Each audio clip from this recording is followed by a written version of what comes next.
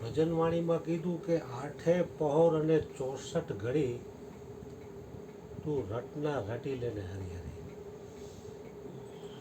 એટલે 8 પહોર ને 64 ઘડી હરિનું રટણ કરવાની વાત કરી છે. જે ઉચ્ચ કોટીના મહાપુરુષ હોય તો 8 પહોર ને 64 ઘડી એમાં છે જ.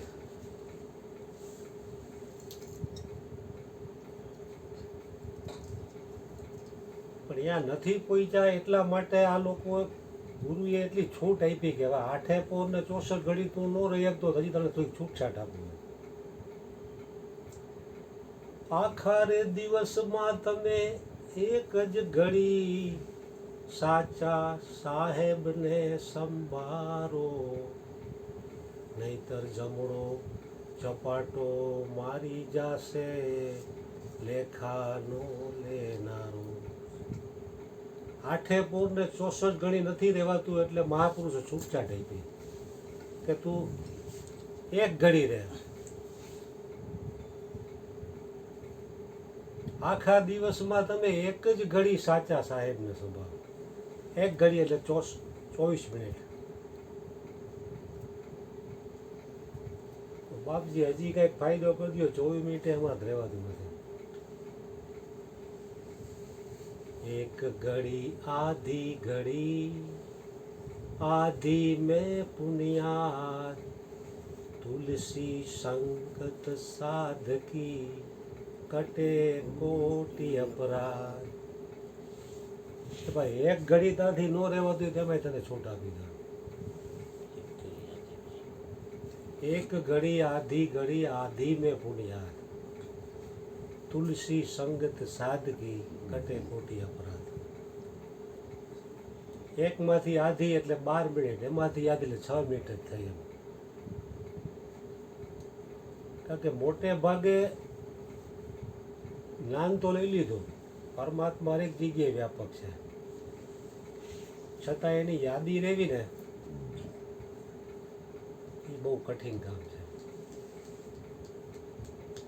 સત્સંગનો જો અભ્યાસ ન હોય તો આપણે યાદી શેની કરવાની છે એની પણ આ જીવને વિસ્મૃતિ થઈ જાય છે. સત્સંગમાં આવે ત્યારે તાજું થાય કે ભાઈ મેં ઉપદેશ શું કામ લીધો છે, મારે શેના માટે હું આવ્યો છું અહીંયા. ભગવાને કીધું ને ઘરવાળી તમારું નહીં માને, પણ એને સમજાવવામાં જ જન્મ આવી જાય. ઘરવાળી હોય, છોકરા હોય કે XYZ જે કોઈ કુટુંબીજનો આવતા હોય, હરેક કુટુંબમાં નાના મોટી માથાકૂટ હોય, પણ એને સમજાવવામાં આપણે એટલો બધો સમય કાઢી નાખી છે ને કે પોતાને સમજાવવાનો સમય જ નથી રહેતો.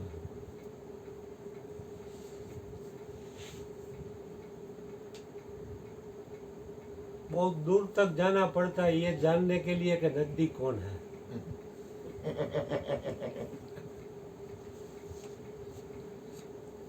बहुत दूर तक जाना पड़ता है ये जानने के लिए कि नजदीक कौन है. નજીકમાં નજીક તો પરમાત્મા છે, પણ નજીકમાં નજીક અને જે ભેગો છે ને એની જ વિસ્મૃતિ થાય મોટે ભાગે. આ આંખથી આખું બ્રહ્માંડ આપણે જોઈએ, ચંદ્ર અહીંથી કરોડો કિલોમીટર દૂર છે તો આ આંખથી જોઈ લે, પણ આંખમાં કણું પડ્યું હોય તો આપણને ન દેખાય, બીજાને કહેવું પડે તો ભાઈ. અને મોટે ભાગે જે નજીકમાં નજીક એક વસ્તુ છે ને એની જ વિસ્મૃતિ થાય છે. જે હાજર નથી દૂર છે એનું ચિંતન થાય. કારણ કે આ જીવની શું છે, પહેલેથી જ વૃત્તિ બહિર્મુખ થયેલી છે. એટલે બહિર્મુખ થયેલી વૃત્તિમાં શું છે, બહાર જ ભટકણ છે એમ. અંતર્મુખ વૃત્તિ નથી થતી. અને અંતર્મુખ વૃત્તિ કરવા માટે ભજન, સત્સંગ, ધ્યાન આ બધું જરૂરી છે. નહીં તો સ્થિરતા કેળવવી નહીં કામ કઠિન છે. આધી મેં પુની યાદ 6 મિનિટનો સમય આપી દીધો કે 6 મિનિટ તો તું યાદ કરે એમ તને. 6 મિનિટ એવી નીકળી જવી જોઈએ બીજા કોઈ વિચાર જ ન હોવા જોઈએ. હવે એ કાંઈ ન કરવું એ અવસ્થા છે ને એ તાત્કાલિક નથી આવી જાય. કારણ કે બ્રહ્મચિંતન એટલે જે ચિંતનમાં નથી આવતો એનું ચિંતન. હે રામજી, કોઈ બ્રહ્મચિંતનમાં જો 13 નિમિષ પણ જો સ્થિર થઈ જાય તો એને જન્મ મરણ મટી જાય. 13 નિમિષ એટલે આંખના 13 પલકારા પડે એટલી વાર પણ જો કોઈ સ્થિર થઈ જાય ને તો એને જન્મ મરણ રહેતા નથી. કારણ કે સંકલ્પ વિકલ્પ જ એટલા બધા વધી ગયા છે એટલે માણસ દુઃખી છે અંદરથી. અને હરિગુરુ સંતોના મહાપુરુષોના સંકલ્પ વિકલ્પ નથી, એનું મન ભીતરથી શાંત છે એટલે એનો સંગ કરવાથી શાંતિ મળે તેનું કારણ જ એ છે. सुविधा वाला थोड़ी सुविधा दे देगा, लेकिन शांति कौन देगा? जिसने शांति पाई है. એ કાંઈ ન બોલે તો તમને શાંતિનો અનુભવ થાય.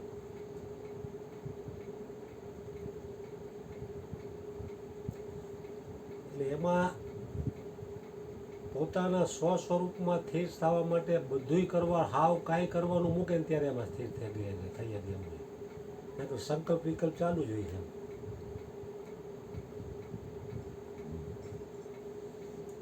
કાંઈ ન કરવું, સ્વામી રામ સુખદાસે પણ કીધું ચૂપ સાધન.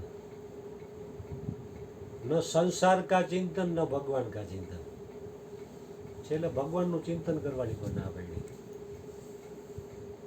ભગવાનનું ચિંતન કરવાનું મહાપુરુષો એટલા માટે કીધું છે કે સંસારનું ચિંતન વધી ગયું છે. સંસારનું ચિંતન વધી ગયું છે એટલે એ છોડાવવા માટે ભગવાનનું ચિંતન આવી ગયું છે. કારણ કે ભગવાનના ચિંતનમાં તમારો છે ને મન આયરે સંબંધ બંધાયેલો રહે. મન તમે જો નહીં, મન આયરે તમારું તાદાત્મ્ય જોડાયેલું છે. એટલે કાંઈ ન કરવાનો આપણો જે ઉપદેશ છે એ સ્વ સ્વરૂપમાં સ્થિર થવું એટલે કાંઈ ન કરવાની વાત છે. કરવું હેલું, કાંઈ ન કરવું એ બહુ કામ કઠિન છે. આજે આખો દિવસ માણસ તનતોડ મહેનત કરીને થાકી જાય, પછી ઊંઘે તો ઊંઘમાં એ કાંઈ નથી કરતો ને ત્યારે સવારે બીજે દિવસે કામ કરવાની શક્તિ પ્રગટ થાય. દ્વારકા હાલીને જવું હોય તો એક જ ધારો માણસ હાલીને ન પહોંચે. રસ્તામાં એને વિહામો લેવો જ પડે, આરામ કરવો જ પડે.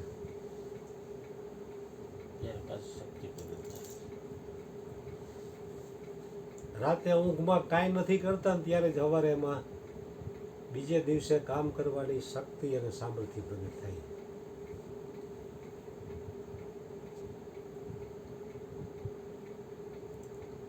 कुछ न करने में जो शक्ति और सामर्थ्य प्रकट होता है वो कुछ करने में कभी नहीं होता, क्योंकि करने का आरंभ और अंत होता है तो उसका फल भी आरंभ और अंत वाला ही होगा. भगवान के कहीं करવું હોય તો અહીં આવતા નહીં.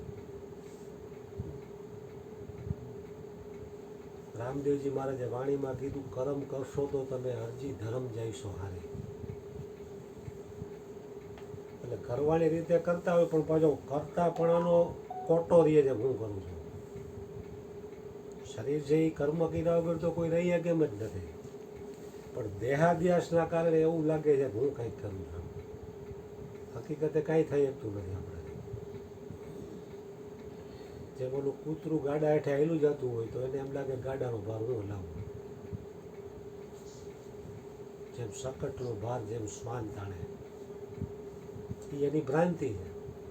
એવી જ્યાં જીવને ભ્રાંતિ થઈ છે, કાંઈ કરી શકતો નથી ને પાછો અહમનો કોટો ધરાવ હું કાંઈક કરું છું. પુનિત મહારાજે કીધું કરતા કેરો દોષ મિટાવો પુનિતની અરજી રહી. હરેક મહાપુરુષો એકની એક વાત ભજન દ્વારા, ભાગવતના શ્લોક દ્વારા, ગીતાના શ્લોક દ્વારા એકની એક વાત અનંત રીતે સમજાવી છે. અને જીવને જે ઘણી પ્રકારની છૂટું પણ આપી છે. પણ જેમ જેમ છૂટ આપતો જાય છે એમાં સ્વચ્છંદ થતો જાય માણસ. કે ધીરે ધીરે શરૂઆત કરે તો કઠિન નથી કાંઈ. જે મટાણા માણસો બિઝનેસ કરે છે કોઈ પણ, ગમે એ બિઝનેસ આપણે જન્મથી શીખીને આવ્યા હતા, અહીં આવીને શીખ્યા ને. એમાં આપણે કેવી પાવરદાય ધરાવીએ. આમાં તો એ બાપુ અમારાથી ન થાય, તમે ભજન કરો, તમે સુધરો બાપુ. અમારાથી સદગુરુ મહારાજની જય. બાર બાર વર માંગું હરસિ દે